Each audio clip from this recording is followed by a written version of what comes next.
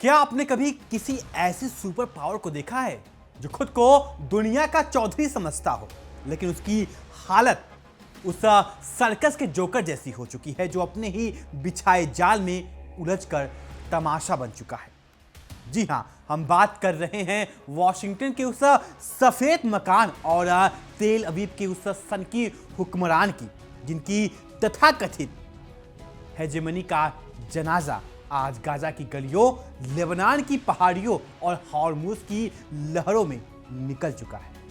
नमस्कार, मैं अभिषेक तिवारी और आप देख रहे हैं इंडिया डे 24/7 का खास शो विश्व युद्ध।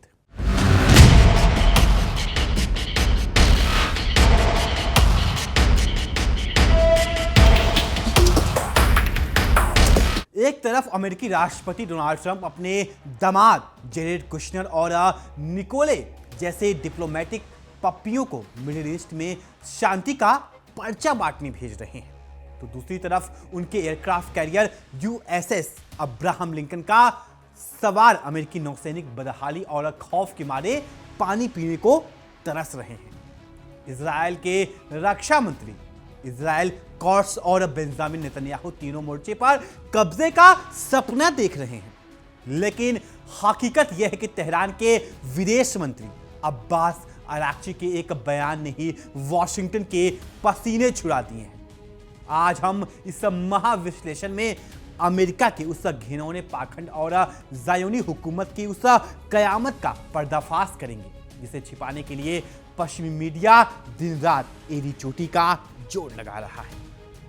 ईरान के विदेश मंत्री अब्बास अराक्ची ने हॉर्मुज जल डबरूमध्य यानी स्टेट ऑफ हॉर्मुज को लेकर ओमान के साथ जारी वार्ताओं पर जो बयान दिया है, उसने वॉशिंगटन के सामरिक हलकों में भूचाल ला दिया है। अराक्ची ने बड़े ही साफ शब्दों और कड़े शब्दों में स्पष्ट कर दिया है कि ओमान के साथ नए समुद्री मार्गों को तय करना एक विशुद्ध रूप से तकनीकी मुद्दा यानी टेक्निकल इश्यूज है, लेकिन इस जलमार्ग को दुनिया के लिए खोलना पूरी तरह से इस बात पर निर्भर करेगा कि अमेरिका जून में हस्ताक्षर किए गए समझौते ज्ञापन यानी MOU की शर्तों का पालन करता है या नहीं। यानी ईरान ने अमेरिका की गर्दन पर अपनी कूटनीतिक पैर रख दिया है। डोनाल्ड ट्रंप जो बड़बोलेपन में हॉर्मुज को अमेरिकी इलाके घोषित करने की शेखी भगा रहे थे, उन्हें ईरान के विदेश मंत्रालय ने सोशल मीडिया पर दो टूक जवाब दे दिया कि हॉर्मुज ईरानी था, ईरानी है और हमेशा ईरानी ही रहेगा। वॉशिंगटन की यह बेबसी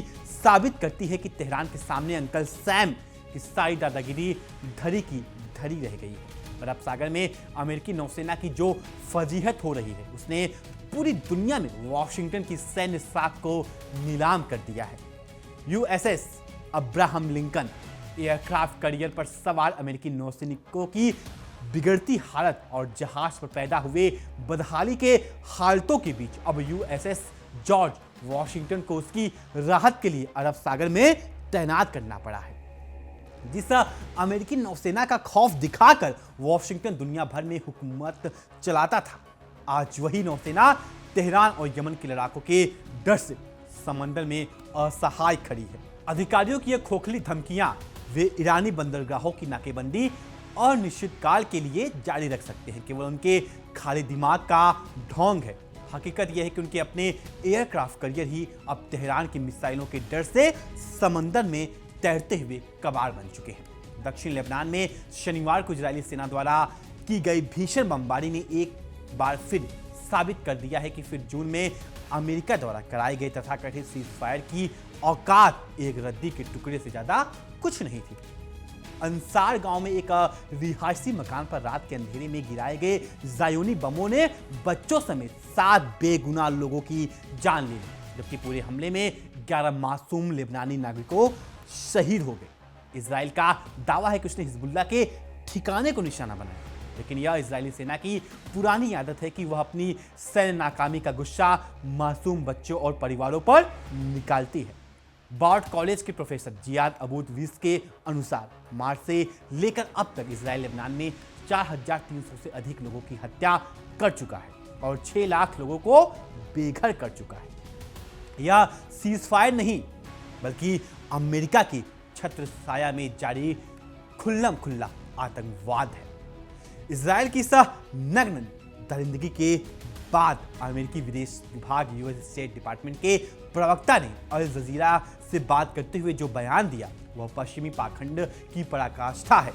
अमेरिकी प्रवक्ता ने बेशर्मी से कहा कि लेबनान की जमीन पर इजरायली मौजूदगी के लिए हिजबुल्लाह जिम्मेदार है, यानी हमलावर इजराइल मासूमों को मार रहा है, संप्रभुता का उल्लंघन कर रहा है। वॉशिंगटन इसका दोष लेबनान के प्रतिरोध मोर्चे पर मर रहा है।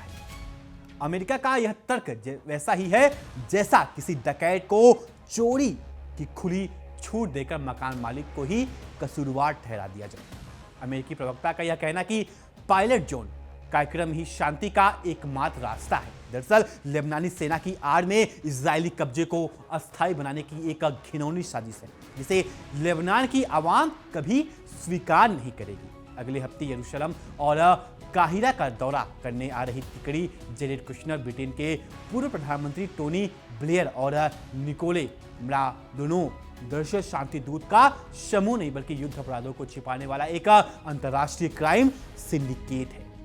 टोनी ब्लेयर वही व्यक्ति हैं जिन्होंने इराक को झूठे हथियारों के नाम पर तबाह किया था और जेरेड कुशनर वह प्रॉपर्टी डीलर है जो गाजा की जमीन को ज़ायोनी बिल्डरों को बेचने का सपना देख रहे हैं। जब नेतन्याहू ने सरेआम गाजा से हटने और हमास के साथ किसी भी समझौते को खारिज कर दिया है, तब इन तीनों का मध्य पूर्व दौरा केवल एक बात के लिए हो रहा है, इजराइल को गाजा और लेबनान में और अधिक खून खराबा करने के लिए अमेरिकी कूटनीतिक ढाल मुहैया कराया जाए। शनिवार को लेबनान पर हुए भीषण हमलों के बाद अरब लीग की नींद खुली और उसने हमेशा की तरह एक कड़ा निंदा पत्र जारी कर दिया। अरब लीग ने कहा कि इजराइल के ये हमले 2006 के संयुक्त राष्ट्र सुरक्षा परिषद के प्रस्ताव 1701 का घोर उल्लंघन है और यह संघर्ष को पूरे क्षेत्र में फैला सकता है। लेकिन सवाल ये उठता है कि क्या केवल बयानों से ज़ायोनी तोपें रुकेंगी जब तक अरब देश वॉशिंगटन को यह चेतावनी नहीं देते कि इजराइल की इस वॉर मशीन को तुरंत रोको वरना तेल और व्यापार बंद कर दिया जाएगा। तब तक ऐसी निंदा केवल कागजी नाटक बनकर रह जाएगी। अमेरिकी सुरक्षा परिषद में प्रस्ताव 1701 की बातें करता है लेकिन जमीन पर इजराइल को उसी प्रस्ताव की धज्जियां उड़ाने के लिए हथियार सप्लाई करता है। यमन के अंसर अल्लाह हुती लड़ाकों ने यह साबित कर दिया है कि वे न तो अमेरिकी नौसेना की धमकियों से डरते हैं और न ही किसी तथाकथित शांति वार्ता के जाल में फंसते हैं। मारिफ शहर के सरकारी ठिकानों पर हुतियों द्वारा दागी गई 6वीं बैलिस्टिक मिसाइल और लगातार किए जा रहे ड्रोन हमलों ने यह साफ कर दिया है कि यमन का प्रतिरोध मोर्चा पूरी क्षेत्र में अमेरिकी और सऊदी समर्थित कठपुतलियों की नींद हराम करने के लिए तैयार है। यमन की जमीन से उठने वाली यह मिसाइलें दरअसल वाशिंगटन और तेल अवीव के लिए एक सीधा संदेश है कि अगर गाजा और लेबनान पर जुल्म बंद नहीं हुआ तो लाल सागर से लेकर के मारिब तक हर अमेरिकी ज़ायोनी ठिकाना स्वाहा कर दिया जाएगा। ज़ायोनी शासन की औपनिवेशिक भूख केवल गाजा और लेबनान तक सीमित नहीं है। सीरिया के कुनेत्रा प्रांत के अल रफीद कस्बे में इजरायली घुसपैठियों ने रात के अंधेरे में फ्लेयर्स दाग कर पूरे इलाके में भीषण आग लगा दी। सीरियल सिविल डिफेंस की टीमों ने कड़ी मशक्कत के बाद इस आग पर काबू पाया। 2024 से ही इजराइल संयुक्त राष्ट्र द्वारा निगरानी किए जाने वाले बफर जोन पर अवैध कब्जा जमाकर सीरियाई जमीन को हड़पने में लगा है।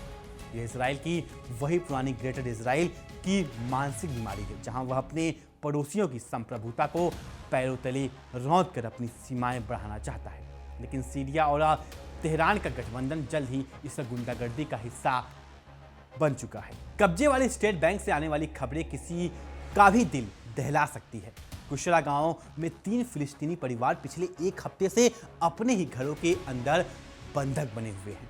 अवैध इजरायली बसने वाले ने उनके घरों को चारों तरफ से घेर रखा है और उन्हें खाना, पानी और बुनियादी सुविधाओं तक पहुंचने से रोक रहे हैं ताकि उनकी संपत्तियों पर कब्जा किया जा सके। इसके अलावा अल खैर गांव में 5 फिलिस्तीनियों को ज़ायोनी गुंडों ने पीट कर अधमरा कर दिया। यह कोई आम हिस्सा नहीं है, यह इजरायली सरकार की सरपरस्ती में चलने वाला राज्य प्रायोजित आतंकवाद यानी स्टेट स्पॉन्सर्ड टेररिज्म है। जो फिलिस्तीनियों को उनकी ही जमीन से मिटाने के लिए चलाया जा रहा है। अमेरिका ने बड़े बड़े दावे किए थे कि उसने ईरान के बुनियादी ढांचे को पंगु बना दिया है, लेकिन ईरान के तटीय शहर बंदर अब्बास के हवाई अड्डे ने उड़ाने का दोबारा शुरू हो चुका है। वाशिंगटन के गाल पर एक जोरदार थप्पड़ है। हॉर्मुज प्रांत के एयरपोर्ट्स महानिदेशक काजिम तवस्सुली ने आधिकारिक पुष्टि की है कि तेहरान, मशहद और इस्फहान के लिए नियमित उड़ानें फिर से चालू कर दी गई हैं। अमेरिकी हमलों और नाकेबंदी के बावजूद ईरान का परिवहन तंत्र और नागरिक सेवाएं समान रूप से काम कर रही हैं। यह साबित करता है कि ईरान का ढांचा इतना मजबूत और लचीला है कि अमेरिका की कोई भी मिसाइल या पाबंदी उसके आवाम के हौसले को तोड़ नहीं सकती। अमेरिका के व्हाइट हाउस में पूर्व राष्ट्रपति जिमी कार्टर के सलाहकार रह चुके वरिष्ठ विश्लेषकों ने डोनाल्ड ट्रंप और पेंटागन के उस दावे की धज्जियां उड़ा दी है जिसमें कहा गया था कि अमेरिका ने ईरान की बैलिस्टिक मिसाइल क्षमता को नष्ट कर दिया है। पूर्व सलाहकार ने इस अमेरिकी दावे को एक पाइप ड्रीम, हवाई सपना करार दिया। एक अन्य सैन्य विश्लेषक ने साफ चेतावनी दी कि राष्ट्रपति ट्रंप के पास अब केवल 2 ही रास्ते बचे हैं, जाते हुए 3 लाख अमेरिकी सैनिकों को ईरान के खिलाफ मैदान में उतारें या फिर दुनिया के सामने अपनी हार स्वीकार करके दुम दबाकर भाग जाए।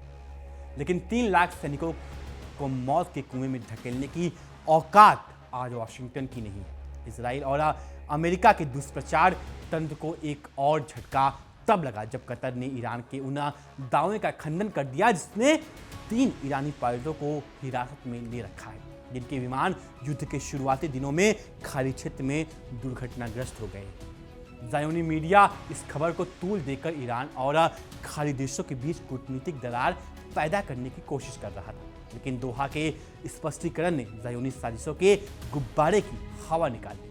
तेहरान और खाड़ी देशों के बीच कूटनीतिक रास्ते खुले हुए हैं और वाशिंगटन की लाख कोशिशों के बावजूद अरब ईरान संबंधों को पूरी तरह से तोड़ा नहीं जा सकता। प्रोफेसर जियाद अबू रीस का यह विश्लेषण बहुत सटीक है कि इजराइल जिस तरह गाजा में नरसंहार कर रहा था, ठीक वही मॉडल उसने दक्षिण लेबनान और बेका घाटी में लागू कर दिया है। इजरायली वायुसेना का मुख्य मकसद शिया बहुल इलाके और दक्षिण लेबनान की नागरिक आबादी को सामूहिक सजा देना ताकि लोग हिजबुल्लाह का साथ छोड़ दें। 90,000 से अधिक मकानों को पूरी तरह तबाह कर दिया गया है, लेकिन ज़ायोनी रणनीतिकार यह भूल रहे हैं कि खंडहर बन चुके घरों से प्रतिरोध की भावना खत्म नहीं होती, बल्कि वह अपने आक्रामक होकर इजराइल की सीमाओं पर हमला करती है। हमास के शूरा काउंसिल के प्रमुख मोहम्मद दरविश, विदेश मामलों के प्रमुख खालिद मशाल वेस्ट बैंक और प्रमुख जाहिर जाबरीन और बारसेस नईम का खलील अल हय्या के नेतृत्व में काहिरा पहुंचना यह दर्शाता है कि प्रतिरोध का राजनीतिक ढांचा पूरी तरह एकजुट हो और मजबूत है। मिस्र की खुफिया एजेंसी के प्रमुख हसन रसाद के साथ यह बैठक केवल सीजफायर के लिए नहीं बल्कि फिलिस्तीनी राष्ट्र की स्वाभिमान की रक्षा के लिए हो रही है। हमास ने साफ कर दिया है कि जब तक इजरायली सेना गाजा से पूरी तरह बाहर नहीं निकलती, तब तक कोई भी अस्थायी योजना या अंतर्राष्ट्रीय बल गाजा की जमीन पर कदम नहीं रख सकता। इजराइल के प्रधानमंत्री कार्यालय के प्रवक्ता डोरेन स्पीलमैन का यह बयान कि शनिवार के हमले जिनमें 11 लोग मारे गए, नई वार्ताओं को जम स्टार्ट करने के लिए थे, ज़ायोनी हुकूमत के मानसिक दिवालियापन को उजागर करता है। बम गिराकर बच्चों का कत्ल करके वार्ताओं को गति देने का यह कौन सा तरीका है? स्पीलमैन का यह दावा है कि इजराइल सीजफायर का पालन कर रहा है, पूरी दुनिया के सामने एक भद्दा मजाक है। इजराइल की रणनीति यह है कि वह हमले करके तनाव बढ़ाए और फिर लेबनानी सेना पर दबाव डाले कि वह हिजबुल्लाह को निरस्त करे, लेकिन यह सपना कभी पूरा नहीं होने वाला। यूनिवर्सिटी ऑफ सैन फ्रांसिस्को के अंतर्राष्ट्रीय अध्ययन के प्रोफेसर स्टीफन जून्स ने वाशिंगटन के साम्राज्यवादी पतन की सटीक तस्वीर खींची। जून्स के अनुसार अमेरिका का ईरान के साथ यह युद्ध और मिडिल ईस्ट में उसकी एक तरफा नीतियां उसके अपने सहयोगियों को उससे दूर कर रही हैं। अमेरिका के करीबी सहयोगी भी अब समझ चुके हैं कि वाशिंगटन की सुरक्षा गारंटी केवल विनाश लाती है। अमेरिका अपने बजट का आधा हिस्सा सेना पर लुटा रहा है, जबकि उसके अपने नागरिक स्वास्थ्य, शिक्षा और आवास के लिए तरस रहे हैं। यह द्वितीय विश्व युद्ध के बाद से चले आ रही अमेरिकी वर्चस्व के अंत की शुरुआत है।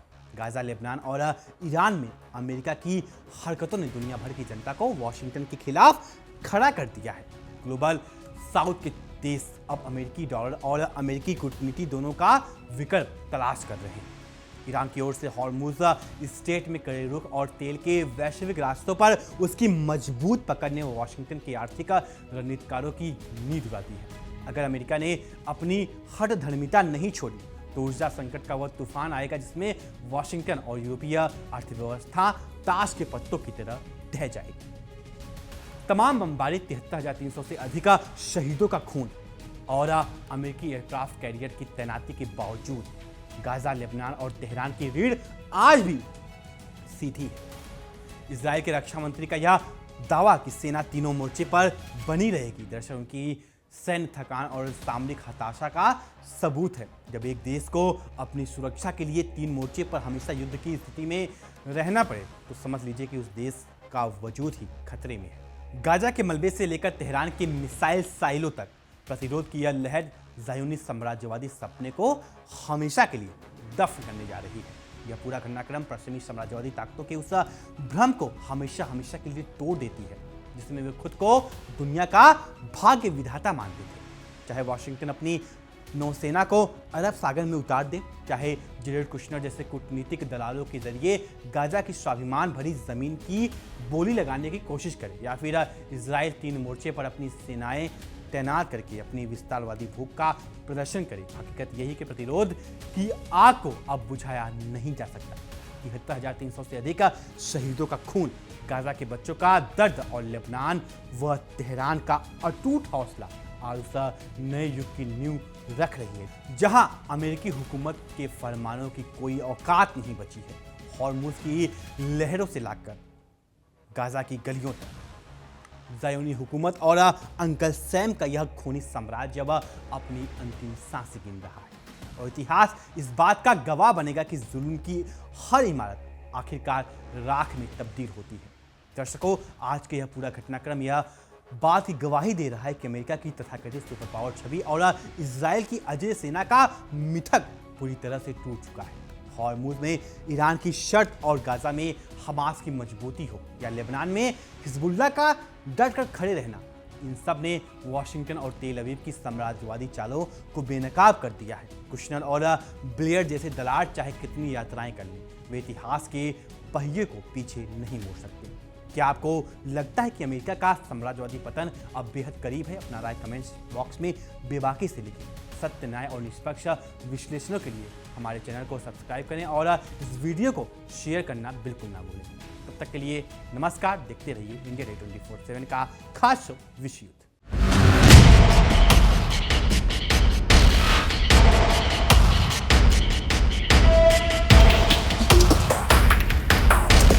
देखिए इंडिया डेली 24/7 अब आपके स्मार्ट टीवी पर। इंडिया डेली मौजूद है सभी डिजिटल प्लेटफॉर्म पर लाइव और लगातार। इंडिया डेली 24/7 हर दिन राष्ट्र को समर्पित।